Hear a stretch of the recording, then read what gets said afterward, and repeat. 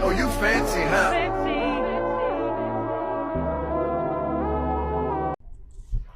Hello, guys. Hello, it's me. You know she don't like that. But anyway, I'm not gonna anywho, comment on that right now. So yesterday was my birthday. oh I'm 27 Lord. now. Anyway, yeah. What? No, and I just forgot to do something, but I'm dead. it's okay. But yeah. So today we're gonna just kind of pick up where we left off. So a couple 2 episodes ago we talked about Trey in the penthouse. So there is like a third part to it because we gotta just sum this all up. How it come into play. Her fraternizing with other criminals and some more stuff. You know when you on it was supervised release. When you on supervised release, you're not supposed to fraternize with other convicted felons. My daddy's a convicted felon. So Shout out to Boo Best. My bad. the audacity. My bad. Anyways, so let's just hop into it. You So, wouldn't exist without him. Don't do that. I'm not going to disrespect him on this podcast, but you know what I told him yesterday. So I don't know what you told him yesterday. You do know what I told him yesterday because you said, "Why would you Tell say me. that?" Say it I definitely again. will. I said you put the wrong cheese on the wrong cracker. Okay. Oh, so you really okay. Look, listen. That is so I think I wrong. look like. You look like what? Look, listen. Who you look like? Who was you messing with? I don't know who you talking about. No, you don't. I don't think you look like them. Yeah, okay. You gonna just run away? I'm not gonna run the light. I'm gonna behave. But I should have ran it because them cars coming, they're gonna come so close to me. Yeah. But anyway, you're taking me off the traffic, off the topic. Yeah. She don't want to talk about her ex-lovers, guys. I don't. And who my potential father can be, but whatever. John Best is who claimed me, so I'm gonna stick beside him. He's the name that's on your birth certificate. Not for the first 5 years of my life, so let's not go there. Anyways, because he couldn't legally go on the paperwork because it was illegal. What are you talking about? It wasn't the first 5 years. Yes, it was. No, it wasn't. How you gonna tell me my life? Or was it the first 6? Because I feel like he didn't go on my birth certificate until we were about to move to Delaware, and we moved to Delaware when I was 6. And that's only because I needed a new birth certificate. Yeah, but that's the only reason why. Right. But he was already on your birth certificate in their system. Then the lady pushed the paperwork back to me and told me that I was missing the father's name. And I was like, he's not on the birth certificate. And she was like, did you take him for child support? And I was like, yeah. She was like, well, I need you to put his name. I was like, ooh. And I wrote John. She said, do he have a middle initial? I said, yeah, D. And she was like, yeah, that's the name that's in the system. And I was like, oh. But he was in there for a minute. Whatever, let's proceed here. So, anyway. All right, you got out of jail in what? 98. With month? April. So April. Okay, girl, you wasted no time. I was conceived in September. No time. What you mean? No time. What you mean? How dare you say that? Because I was conceived in September of 98 to be born in June of 99. So I'm saying you wasted no time. Huh? Right. You said that like it was a problem. You wasted no time. Girl, right, it was 8 years that I can't even say that all. Yo. End of the day, it's like, one thing led to another. That's why your name Freaky T. I swear. I swear. I put that on you. That's why your name is Freaky T. Okay. So let's just keep going. So when you first got out of the pen, so how did that work? How did that process work? When you were released? When I was released? Mm-hmm. Okay. I was released to another facility, which would have been my halfway house time. I had to go to the halfway house for. It was supposed to be a year, but it got reduced to 6 months. I think on my release date, I was only supposed to be there for 6 months, and I ended up doing 3. Yeah, What 3 months for prompted four that? Like, months. was because you were like just complying with everything they were asking of and stuff like that? I didn't do no such thing at all. How the hell your time just got reduced like that so many times? Well, because of the drug program that I did inside, it gave me a mandatory 6 months halfway house. Okay, but how did you get released in 3? From the halfway house, Yeah, because I went on home confinement from okay. the halfway house. Okay. The halfway house put me on home confinement. Oh, okay. Where I did the last 3 months at the house. Okay. So that would be the stories that came along with me dropping the telephone wire out the window, making everybody be quiet on the porch, on the stoop. Your thing is upside down. Making me make everybody be quiet on the stoop. So all right, so just start with the first 3 months. Start there. I was in the halfway house. So when you got there, my dad was already there? No, your dad was not there when I got there. Your father came like a week later to the halfway house. And it's like, I seen him. It was just like, okay. Pictures do him a lot of justice. But he just was like, because he was just coming home, so he was all cocky, thick. You mean stocky? I said cocky, yeah. He was cocky, though, too. Yeah, that's just that light skin shit. People always got... That's that light skin shit. Light skin shit, but anyway. I just thought he was a pretty boy. I did. I thought he was a pretty boy when he thought he was a pretty boy. I did, too. So I did everything I could. So wait, when did y'all become pen pals? I can't remember that. Put your thinking cap on, Ben. I'm trying. I don't remember what year it was, but it was not so long after we got out. Like on our way out, coming out. Okay. Yeah. And like on our way coming out, I think it was like about a year or 2. Might have been less than that. I can't even text a nigga that long, but proceed. But ain't had nothing else to do. Oh, yeah, so a little letter here and there was like normal to do for us. Like nighttime when you ain't got shit to do, everybody's in their own world, go get up on your bunk and write a letter. But anyway, he came. Once we both ended up at the halfway house on Myrtle Avenue on Lewis. I got there because I was from Brooklyn. He got there because he was using the Queens address. And at the time, I thought it was his Aunt Bert address. But then I realized she lived in the Bronx. So he shouldn't have came to Brooklyn from the Bronx. So I found out he was using someone else's address in Queens. I love how she picked that. Proceed. So we ended up in the halfway house together. And every chance I got caught sneaking somewhere.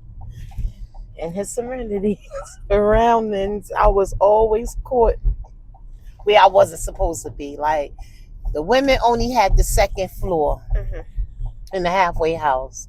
So I think we had a floor on the third floor. We did. We had a room on the third floor. But beyond that point, we had no business upstairs, and we wasn't allowed in no one's room. But you know, ladies and gentlemen, freaky tea. I got around. So. Ladies and gentlemen, freaky tea. I got around. So at the end of the day, I ended up messing with your father, and allegedly. I ended up messing with your father, and if you know, you know. We created you. So again, she only stayed in the halfway house for 3 months. So once you went home to Carroll Street, right? I got Then to he said, reminiscing with then, all my friends that I missed while I was in yeah, jail. every nigga on Carroll Street. Every nigga on Carroll Street. She was reminiscing with. I was reminiscing with Anywho. all my people from the hood, from Crown Heights, from Mm-hmm. UA. Everything from Eastern Parkway down to Empire. Now, next Okay, statement. next statement. Okay. Um, You did the most there, but okay, I'm gonna let you live. But I'll let you live. Just know that I'll let you live. Okay. What whatever. else? So when you got, so obviously he didn't get released from the halfway house in 3 months, right? No, he got released from the halfway house in 4 months. Okay, so 5 months. 5. So there was 2 months on the outside, Tracy, that you was just doing you, right? So No, when I you was was going to the halfway house every day for his hour rent. What you mean?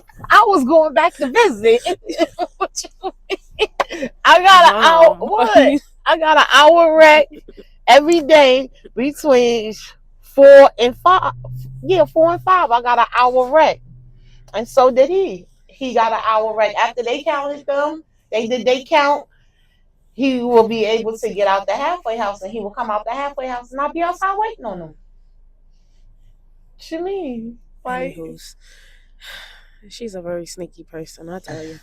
Um, and there all was right. this little telly we used to go to on Broadway.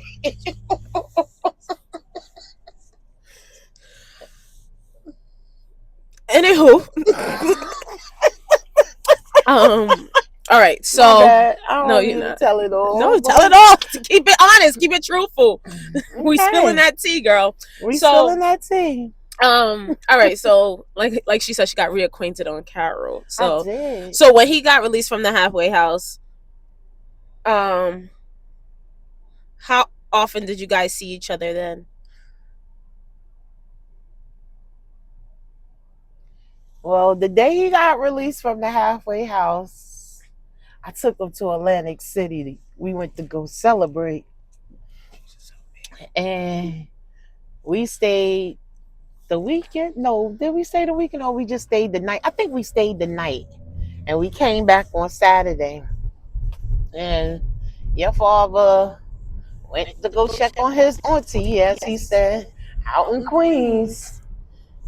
And next thing I know, he came back with two plastic bags of clothes and said his aunt fit him out because he didn't come straight back after he got released from the halfway house. Now, mind you, me, I didn't put two to two together because I should have had my thinking cap on, but I ain't have my thinking cap on at the time. So I ain't realized that the aunt. Okay, that's later part. That's another story for another time.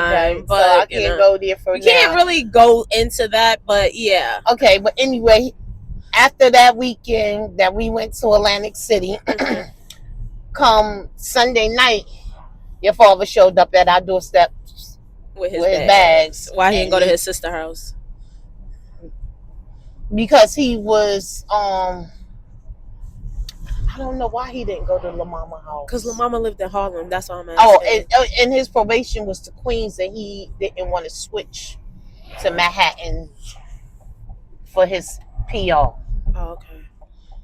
That's what it was. He didn't want to switch. But how did he still have the same address if he wasn't there? What he continued to use that address until his PO showed up there at the address that he was using, and they told him that he no longer stayed there. And so they was about to violate him for not divulging that his address has changed. So then that's where your cousin Kiva come in. Oh, because Kiva, shout out to his favorite niece. His favorite niece. No shade to the other ones, but shout out to his favorite niece, Kiva. She held it down. Kiva came in play. Kiva really held him down and allowed him to use her address. So then he switched to Manhattan then for his PO, and his was transferred to Manhattan, and he was still living in Brooklyn. Right. But because and only time he would go to Kiva house is when the PO was scheduled to come out, or if the PO showed up and he wasn't there, the PO would give Kiva a time and told him when she'll be back, and we used to drive up there. I used to sit in the car and wait for him, his PO to leave, and then he will we'll go back to Brooklyn. We'll drive back to Brooklyn, and we did that for a minute. Okay. And then I would say we would have to get to when you was 2.5. All right, we still in probation mode, girl. We still probation. I was still probation when you was when you got 2.5. I was gonna say, so when you like, all right, I'm conceived. I was You're pregnant. You That had was to all go to the pregnancy. PO. You had to go to the PO office. And I used to camouflage my belly. Right. Right. She didn't know. He didn't know I was pregnant. And when he did find out I was pregnant, they was switching my case. So I had got a new PO. Mm-hmm. And that bitch was nosy. Shout out Miss Young. That bitch was nosy. Yo, I'm dying. Shout out my federal probation officer, Miss Young. Because that bitch was nosy. Was she really? Yeah, she was nosy. When I had you, she told me, well, she popped up on me, and I had just got out the shower. Mm-hmm. And she was like, oh, Miss Hall, I did not know you was pregnant. When did this take place? I was like, girl, it was a shock to all of us. I just found out I was pregnant. She was like, so who's the father? I said, girl, it was a one night stand. I don't even know his name. So sad. And that was the story I told her. And I was supposed to go in for my monthly visit on the 16th of June. And I was still in the process of leaving the hospital, and you was still there. Mm-hmm. I had you, so I had called her and told her that I had just had my baby and I couldn't come.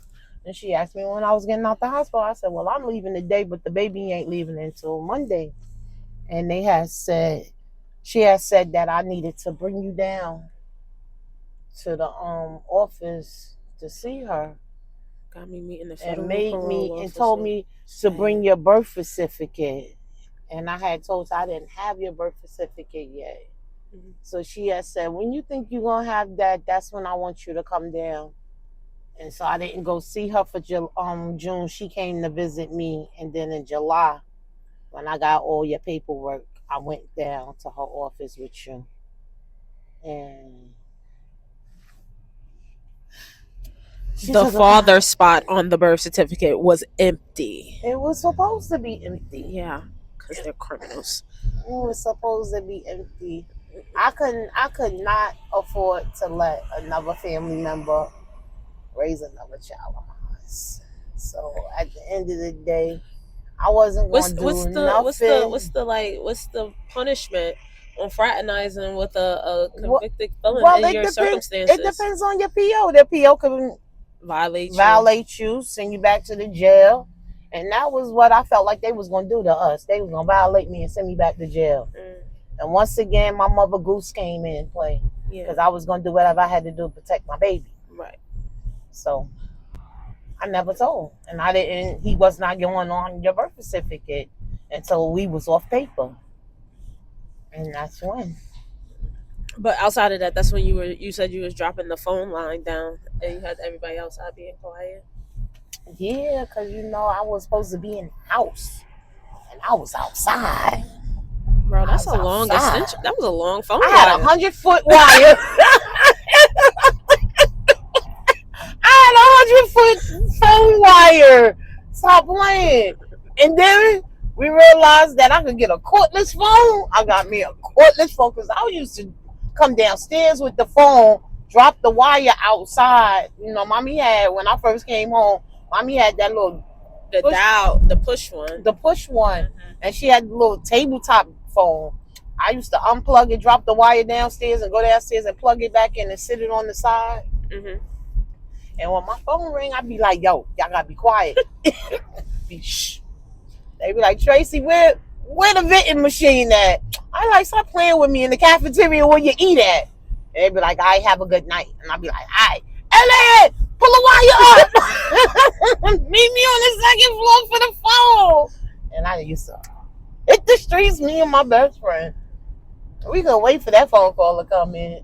You was what, 26 when you got out of jail? Yeah, right? I was 26. No, you were 25, going on 26, right? Was I? Yeah, because you was 26 when you had me, going on 27. Okay. No, I was. Yes, yeah. No, yes. I was not 26 when I got out of jail. Yeah, I said you were 25. How? There you go playing with my age again. Don't play with my age. Don't count my age. I'm 53 today. That's all we need to know. Trust and believe me, guys. She was 25 when she got out of jail. She was going on 26 that year when I was conceived. She had me at 26 because my birthday's in June, and then she turned 27 that October. So I know how to count. I know where I'm talking about. Anyways, so you was young, turned outside. You just got out, did your 8.5-year bid. You was Just outside. got out of the federal penitentiary. So you was outside. I was outside. Okay. Ooh, I was outside. You was outside. So sad. All right, so bobbing and weaving. Oh, but anyway. So, in total, how long was you on probation for, or home confinement, whatever the scenario was? Okay, it started out as home confinement from the halfway house that sent me home. Right, that was in April of '98. And I only did that for the 3 months, and then I was released to my supervised release probation. Okay, and how long was that for? And I stayed on that for a year and a half, and that 5 years was cut, and I had non-active, so I didn't have to give up drug. All I had to do was send in my pay stubs and my monthly report showing that I still was employed. Okay. And I didn't have to report no more. I didn't have nobody to report no more. Okay. So, and then it was a done deal. And during that time, you didn't have any run-ins with the law. You was a model citizen. Yes.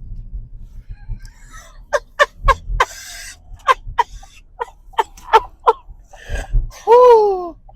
Ooh. Yes. Let me say that. Yes. Okay. I was a modest citizen.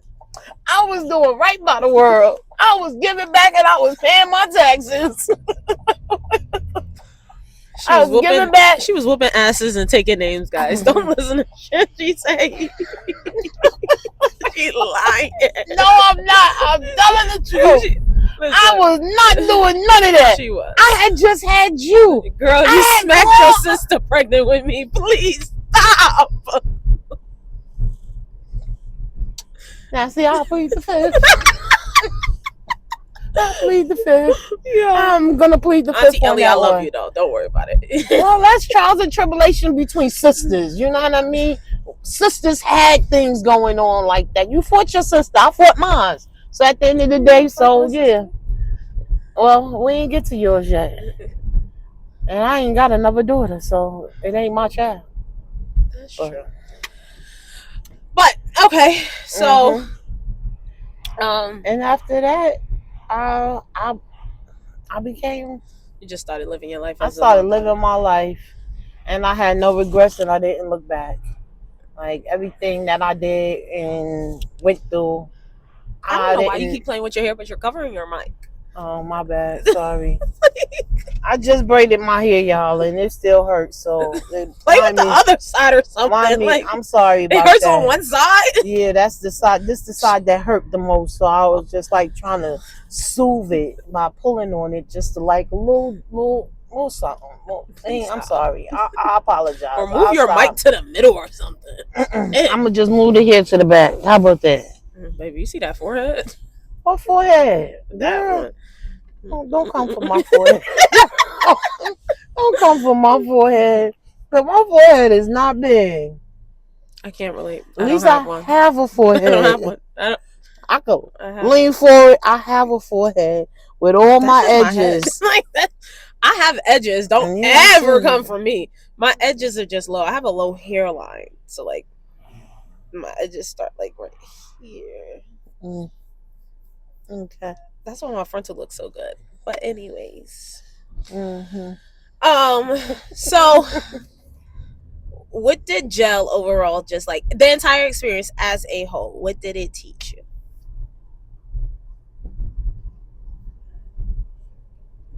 Nothing. That's what that answer is. It taught her nothing. It taught me nothing. I mean, Seriously? Like, all seriously, jokes I aside, it don't. didn't teach you nothing. It didn't teach you that, like, obviously there's more to life, or like there was a different way you could have went But like I about it. Like, said, even though that was your circumstances. and I had to live out my truth, and that's what it was. I had to go to prison. I did my time, but it didn't change me in any kind of way. I don't think it changed me any kind of way because for my first 4 years of it, I was going hard for mine. Right, you was So wild. I was wild. So it, but when it did, I might have to say it would have to be my 23rd birthday in prison when I turned 23. It was like my wake up call came to me because my mom's got sick, and I knew that I felt like if anything happened to her while I was locked up, I would never be able. I wouldn't be right. Like I knew I wouldn't be right. So it made me start calming down a lot, and then it was also the fact that they was turning Danbury into a women's facility, and that means I was able to get closer to home. So it taught me how to humble myself in certain ways to get what I wanted. And like, I don't know, like, manipulation tactics, great. Good to know.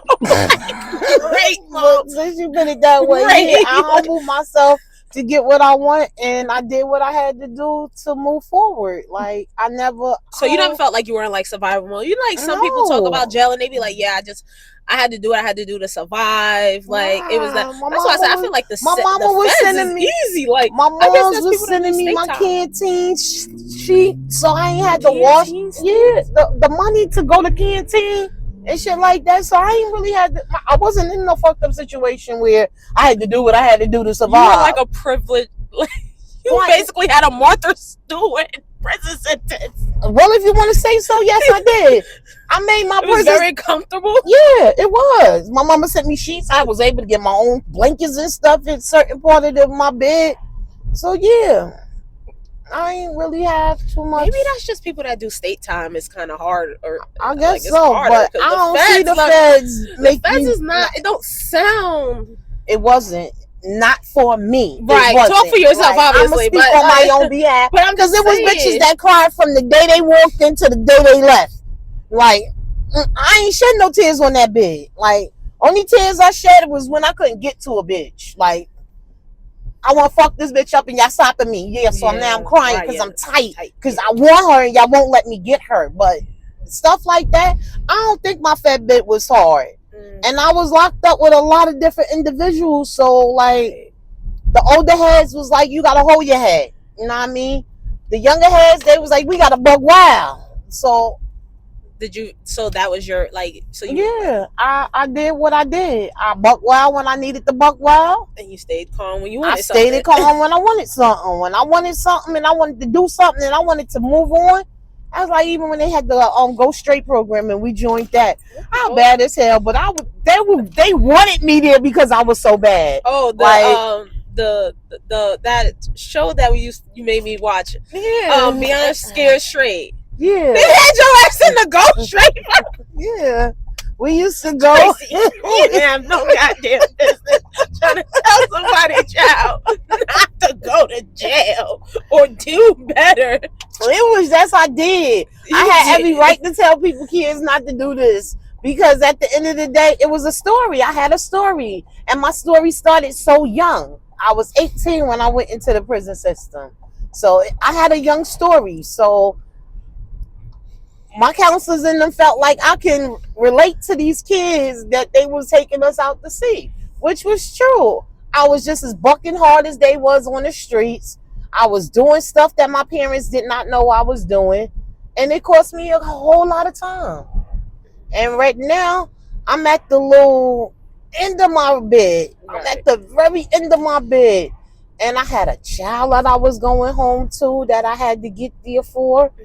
It was a lot going on. But when I first started that bit, none of that mattered because I felt like my mom was taking care of my baby. My mom was doing this for my baby. I ain't have no worries. You know what I Kind of mean? how I feel about So you. Kyra at the always end of gonna the be day, straight. Trey I got this. Mama Trey right. got this. He don't want for nothing. He ain't gonna never want for He don't. nothing. He don't. Like, He's not missing I'm out on no sorry for love. the peoples that's not a part of his world, but that's your choice. It's not his loss. Trust me, it's I not a like loss to him. that. I like Because at that. the end of the day, Your as long choice as is I not his got loss. I right, like that. That was nice. It and was that was we well not gonna put, do that. Mom. That was really well put. We ain't gonna do all of that. So he gonna be alright. So that was your mindset though, like with Devon and Grandma. Yeah. Like He had my mother in them. he gonna be Like, fine. he gonna be Like, fine. well, yeah, Like, Auntie my Ellie mommy, and Auntie Angie too. But yeah, yeah. like he had those women in his life. Like he was gonna be fine. He was gonna be loved. He fine. was He was gonna good. be loved. It wasn't like the system had my baby. I had to go fight social service to get my kid back. Yeah. I ain't have that situation, but a lot of people did have that situation. And I know it was rough on them when they came home because they had to go through hell and jump through all types of You just hoops. came from the court system and you got to go back to the court system. Right. I wasn't going to the court system to get my, because mine was with my mama. Right. And I knew my mama had my back and she was going to hold me down. Right. And at the end of the day, she wasn't the only one because I had two sisters that was also playing a big part in his world. So I just wanted to get home. Right. Like, I needed to be there for my baby. And then I had my other baby. You know what I mean? Because Lord knows when I had you, I saved you hoes. Just always remember that. I saved a lot of y'all. No shade. I saved y'all. Just always remember that.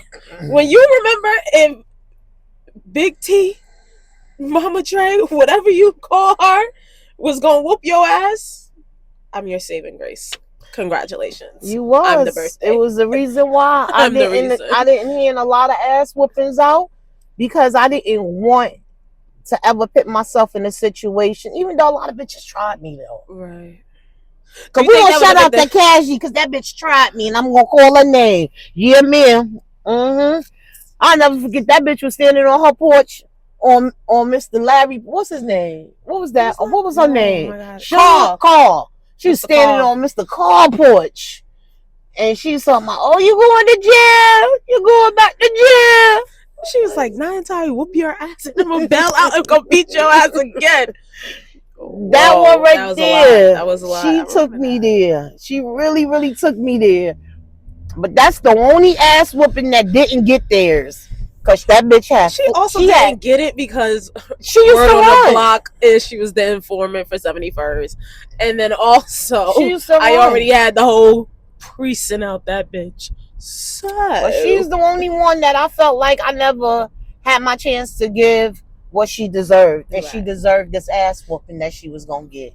I still technically saved that hoe too because the police was already there.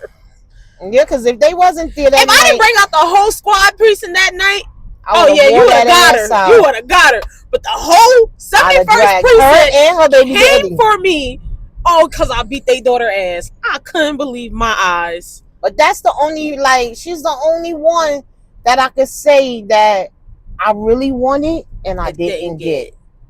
And it ain't too many times that I want a bitch and I don't catch her. Right. But she that only one that I never got to do what I needed to do to because I was going to ragtag her.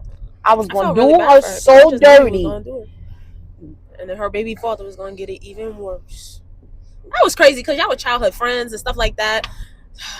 Guys, don't ever let coochie overtake your life. Jeez. At the end of the day, it is what it is. But she about the only one. Like, I don't have no regrets on nothing. That's good. So that's a good self-reflection, though. I mean, that's not what I was expecting you to say, but I should have not expected anything less because of how rough you are. Like, you be on some, oh, well, I did the crime. I'm going to do the time. Right. Like, I don't have a problem going to lay. It's like, you know, you at the end of the day, those was choices that you made and you knew. Because I remember you always told me every action has a reaction, no matter what the consequences be, whether good or bad. I remember you saying that a lot to me growing up. And it was like, it don't matter if you did something good, there's a good reaction to it. Something bad, there's a bad reaction to it. It don't matter, good or bad, you're gonna get some type of consequence behind it. Yes, indeedy. So yes, that's indeedy. like, it's wild to kind of see that play out. As far as like now, like looking back on it, hearing the entire story in its entirety, because I've always gotten like bits and pieces here and there, like what it may apply to when, like, let's say I acted out or something, and it was like, I remember this time, or do this or do that. But you was always very open and honest about your life situation, and what resulted in you being where you're at in life. And but now to hear it in its entirety is like, this lady lives with no regrets. Can't regret the life you live. So wow, you choose to like live it. this is what you chose. So at the end of the day, you gotta stand down. Like they say, 10 toes down on it. I'm 10 toes down on my life. Yeah. Like I don't regret nothing that I did in my life. And for the people that came in and out my life, I don't regret y'all either. That was a learning experience for me. Y'all taught me a lot. Yeah. That y'all might not even know that y'all did, but y'all did. You're either gonna be a lesson or a blessing out there. There it is. And a lot of y'all was just a lesson. I ain't got no blessings from y'all motherfuckers. Unless you gave me a baby. And I only got 3. So I'll take my 3 blessings and go on about my business. But that's about it. I think they was all lessons.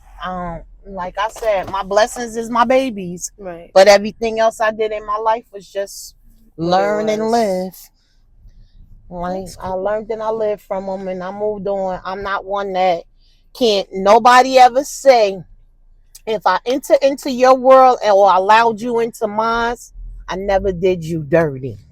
I never crossed you in no form or fashion. No matter what you think about me, y'all could never ever say she did me dirty. And if you could tell me I did you dirty, please tell me what you did to me, because you did something to me. So you're more of a retaliation kind of I individual. am. So I it's like am. You see, cross me, I mirror a you. person. Yeah, like I mirror a person. So I'm gonna give you the energy that you give me. I match your energy. So Tracy just gonna do you dirty. I ain't gonna lie. You cross her, she feels crossed. She gonna do you. She gonna do you. You might as well just bury yourself, because she gonna really pile on you. So I mean, and that's to anybody to this day. When y'all see this recording, I really want y'all to feed in on it. I really, really need y'all to give me the answers to this question. If you felt like Tracy did you dirty, please tell me why. And if I feel like it's worth an apology, I'll give it to you. I'll give it to you. I want y'all to know she has she I promise you that she would go on an apology tour. I will. I promise you. I didn't get an apology from my mom or anything until I literally had Cairo. So it wasn't until I was 23, going on 24, having my first kid, my mom like apologized for hurting my feelings. She telling y'all that if y'all tell her that she wronged y'all, that it was so bad, she hurt your feelings, she gonna apologize to you. Let me show you. That's growth. That's growth. But ain't nobody gonna comment on it. I bet you. We gonna see. We gonna see. I'm gonna post got that. Some money you want to bet me? Because you know I always like a little gamble. I'm not a gambler. You know I take the risk. I need confirmed odds. I need to know I'm gonna get my money back. Trust me, this is gonna be guaranteed odds. No, this is not guaranteed odds. All you gotta do is say one person. You say one person. Comment that I did them dirty, but you have to agree with it though. You have to agree that you feel like you did them dirty. No, I don't agree to if I did them dirty. They have to tell me what I did to them and what they did to me. If it was worth me doing them dirty, exactly. I apologize. No, but that's not guaranteed. I would even apologize if a person felt I did them dirty and for no reason. Tell them you did. You shouldn't have did what you did. Now they gotta tell me. Most people, you remember when we was walking that day and the dude came up to us on St. John's, and he was like, "Yo, let me tell you what your mother used to do to me when I was young." I got so many stories like that though. I literally have them random the stories I want. Random women that used to walk up to me talking about, you're Tracy's daughter. Like, hold on. What you want to do? Because why are you walking up on me? I don't even know. I think she know who she is and who said that. Why are you walking up on me? KK. No, KK. When KK walked up on me, KK was like, "Oh, you Tracy though." I was like, "Yeah, my mom beat you up." She's like, "Oh, nah, we was beating bitches up together." That wasn't KK. It was a few women, but anyway, that used to walk up on me as a kid and be like, "You're Tracy's daughter." Like, what she do to you? Whatever she did, I'll apologize, because if you hit me, I'm gonna knock you out this bitch. And it will always be a female that got her daughter. So it's like, damn, you about to have history repeat itself out this bitch, because I'm gonna beat your daughter ass. So I was like, I didn't know what type of energy was being brought to me. But like, those are the people I would want to see comment that my mother would have to think like, damn, who are you? Like, I beat you up. What I did? You gotta give me the scenario. It was the one at the supermarket. Yep. She was like scared. We was at ShopRite. And she physically, like, she was like, what she said? She was do like, you remember me? Yeah. And I was like, remember you? What I do to you? Did I beat you up? She was like, every day. I was like, damn. I think she was from what? She was from 398. She's like, you beat me up every day in like the second or third grade. You said she said you beat her up every single day that entire school year. And I just was like, damn, mom, you was a fucking bully. Like, you're a bully, bro. Because like that girl, but you could see, like, it wasn't like you see fear in her eyes, but like, my mom made her scared. She was scared. She was even scared to say it. Like, she was like you brought her back to like being a kid, like getting bullied every day. Like, it was like, bro, what type of traumatic life did you live? Like, you done traumatized these girls. Like, and the boys were even worse, because it was like the men would be like, yo, your mom, you would think she's one of the niggas. Like, your mom did us dirty. I'm like, oh, what is wrong with this woman? Like, what is wrong with her? But I had my daughter, and that took a lot from me. I swear it did. It made me, I don't know, I have to say, it humbled me by having a daughter. Because, like, for one, I used to always tell her, I'll never tell you who you can play with. Because I'll never forget that bitch. Cassie came up to me telling me, oh, you shouldn't allow your daughters to play with this. Bitch, listen. She play with whoever she want to play with. She be with whoever she want to be with. Because at the end of the day, I was that kid when them mamas used to be like, oh, I don't want you with Tracy. Stay away from Gwen's daughter. I don't want you playing with her daughter. And it was like, my friends used to physically tell me, I'm going to have to meet you around the block on President Street. I was like, but you got to meet me on President Street, don't even come. You know what I mean? Because it was like that for a lot of them. That's why I said I would never, ever tell you as a child who you could play with and who you can't play with. What was my favorite word to that story? Because I used to tell you something. Those your friends. You pick them.